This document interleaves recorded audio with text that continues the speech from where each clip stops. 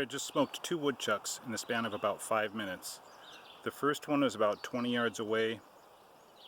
I wasn't even looking for woodchucks. I was just walking from one area of this farmyard to the other, and just noticed one.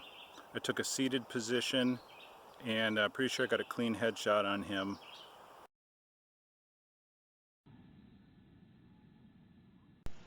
This woodchuck is sitting on a rock and he's exposing a huge part of his body. If I was shooting a centerfire rifle, I'd have placed a shot right in the middle of his chest. The reason I did not take a shot here is because he was looking straight at me. And being that his head is very flat at this angle, I didn't want to take a chance that the pellet would ricochet off of his head instead of penetrating it. And then when you factor in how unstable my offhand shooting is, I needed to get into some kind of braced position and just wait it out. After about 30 seconds, he turned his head, exposing the side of it like that. And in my limited experience shooting these woodchucks, a straight profile shot like this is about the best I could hope for. So I'm aiming for the spot between his eye and his ear, and here comes the shot in slow motion.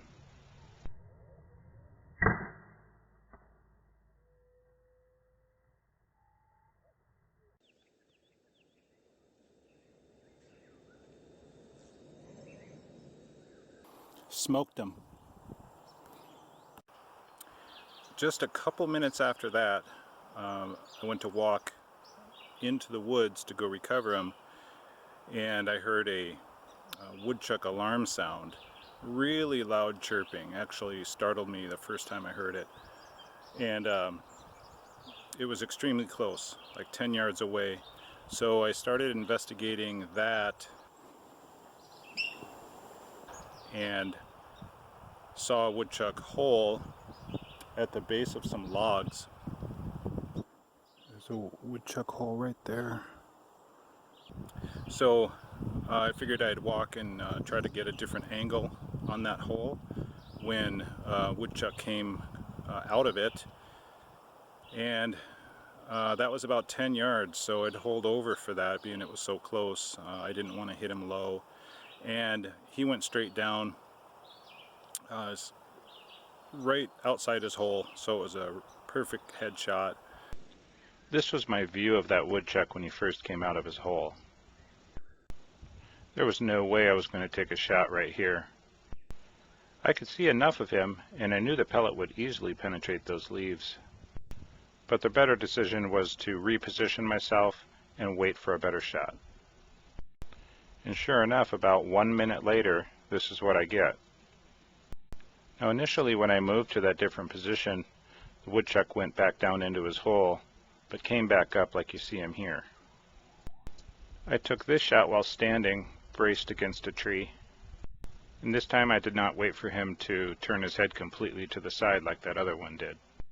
I figured this was enough of an angle for me to get a well-placed shot right under his eye or just inboard of it.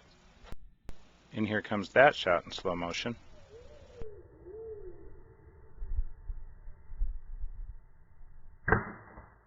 Exactly where I wanted it. Drilled him. And we'll take a look at him, and then we'll go and try to recover the other one.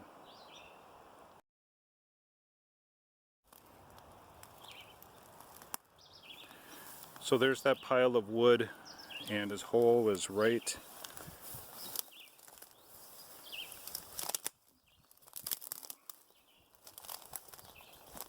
there. Actually, he's partially in it with his rear end, and I actually thought it was under the logs. Maybe that's a second.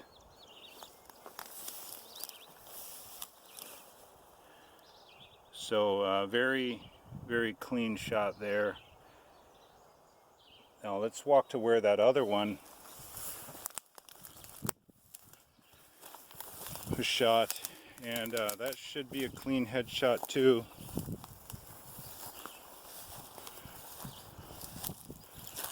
He was just right on the other side of this rock. Yep.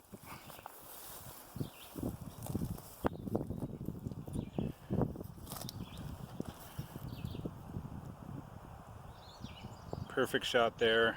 Just dropped him right off the back of the rock, and there's his hole right there.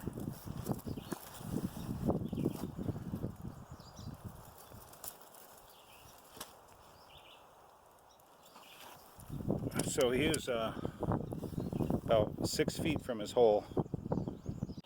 Alright, so that's 4 woodchucks altogether out of this small wooded area next to the farmyard.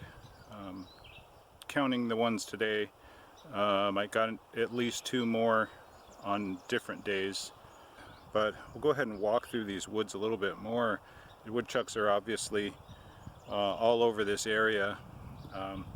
I had previously walked through here looking for mounds of dirt, but these 2 had holes right into the ground, so who knows how many are in these woods. But I'm very happy with those shots, being that I had the one incident with a woodchuck at close range, 10 yards, and I hit him a couple inches low, and not pleased with that shot at all. So I'm very happy with making a clean shot on these 2 at very close range. I had a very productive day with the FX Wildcat 25 Mark II. I have it equipped with the SmoothTwist X barrel liner and DonnyFL KOI Suppressor. And that's the new Hawke first focal plane scope. I've got a Hawke bubble level on there. That's a very basic UTG bipod. And there's 2 very nice magazine holders for the Wildcat. You can get those by contacting Matt through the Airgun Nation forums. Please stay tuned for the full video from this day of pesting. I hope you enjoyed this one, and thanks for watching.